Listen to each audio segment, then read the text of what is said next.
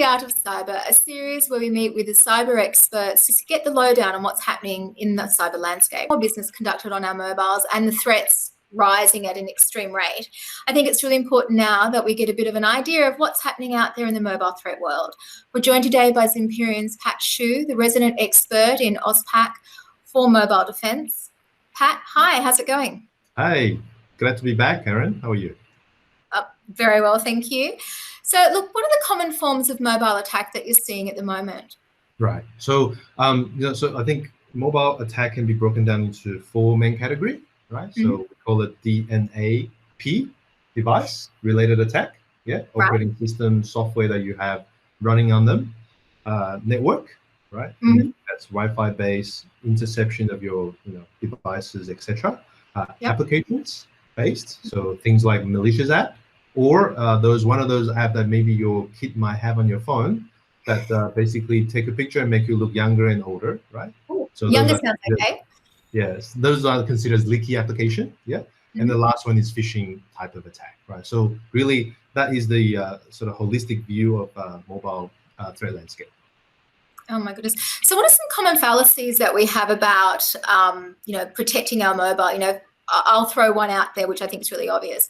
Most people buy a phone and then they don't put any security on it. They just hope that the phone will look after itself. What are some other things that you're finding out there? Sure. So I think the most common thing I see when I talk to people is that they always believe that I have to download an app for me to get malicious content onto the device, right? They think about malware is the only way you can get onto the phone.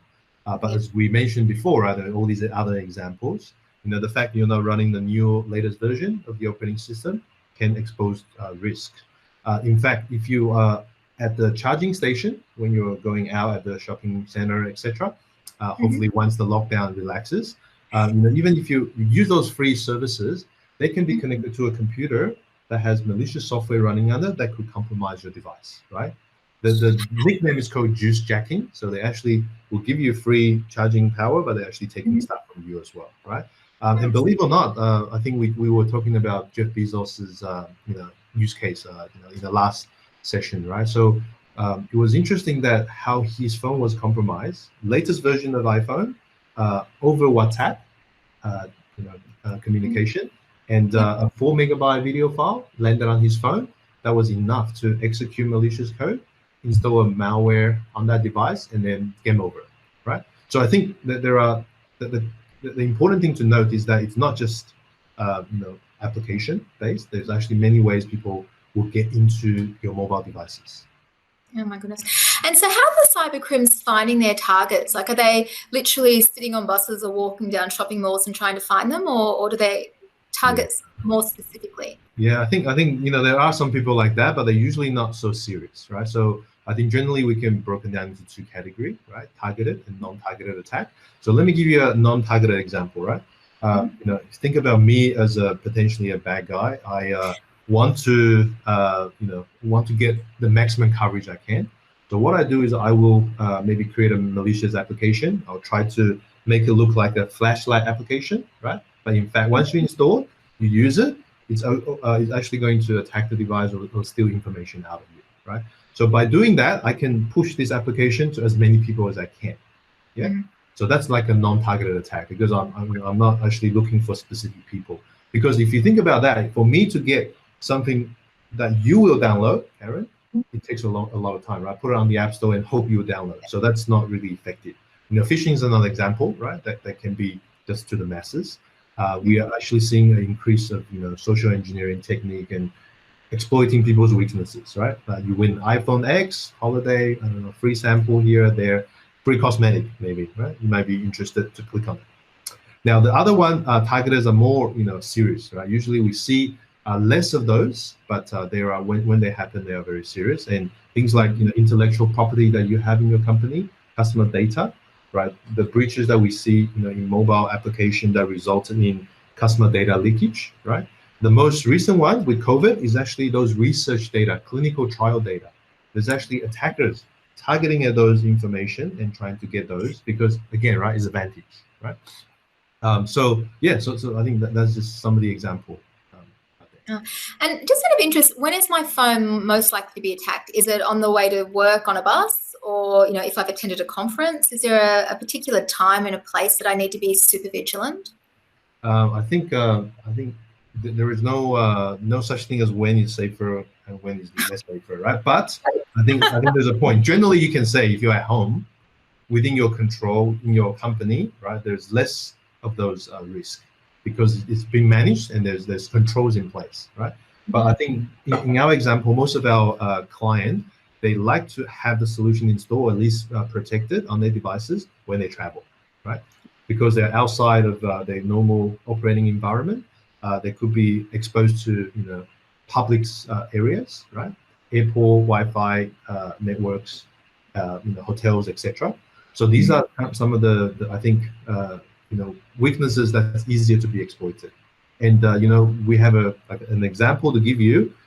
You've probably heard about Mobile World Congress, right? MWC. It's one of the big events. Unfortunately, this year was cancelled, right, due to COVID. But last year we actually did some analysis based on the user attended the event and the data point that we had from our customer. We actually detected this. Let me give you these data. It's very interesting. So we detected around 300 attacks during the 3-4 day event. Wow. Okay. 25% of the attack, guess what? They took place in the hotel. Okay. And 70% of those attacks actually resulted in a 5-star hotel. Oh my goodness. So Karen, I think next time don't say 5-star. Save some money and you actually safer as well. Pack up still. Great. Yeah. And if we continue on with the data point, interesting is the most of the attack happened or took place after 7 p.m. Right? This is basically when the show is over, people are returning to the hotel room, and these are very targeted attack at the individuals, right? So I think clearly it's important, and because these users have our solution installed, they were able to see and prevent this type of attack, right? So I think the moral of the story is you don't know what you don't know, and you really need to see to protect yourself. Okay. Yeah, I'm still surprised that up until 6 months ago when we started working with you, that I didn't have any security on my phone. Now I've obviously got you guys, which has been great. Yeah. But there are still people out there that, as I said earlier, just think that their phone is fine. No one's going to get into them. So if we have 2 takeaways for the people watching this today, what would they be? Yeah. So I think I would say the benefit, right, of using a mobile security solution like this is that many of the example that I gave you, there are things happening. So let's use an example. I think very common, like if you have an application on your phone, you have many apps, right? And those applications actually have access to, for example, contact detail, maybe access to your camera, photo album, right? Some of the applications even have access to copy and paste action or activity that you're doing on the phone, right? So again, we're going a little bit deeper into the workings of the app. So I think it's important for you to know which application have access to those, and you are potentially exposed, right? Because today, when you say yes, you don't actually get a way to validate that anymore, right? Application can actually do anything that they want, right? So that's from the personal perspective. I think that's important. But from the organization standpoint, I think really you need to have the ability to manage mobile devices across the fleet, right? Because it's no longer about protecting individual, right? If someone wants to get into the organization, they can get in through devices of any employees, right? So it's important to have the defense in place that can evaluate the risk, that can take action, just like the way you manage your laptop security today, right? So those are the 2 tips. My goodness, heaps to think about. Look, thank you once again for going through this with us. It's been great. And for those of you who are watching, thank you for joining us. And if you want any more information about Zimperium and its fabulous mobile intrusion protection system, please contact us at BCyber on support@bcyber.com.au. So until next time, be cyber and be cyber safe. Thank you. Thank you, Karen.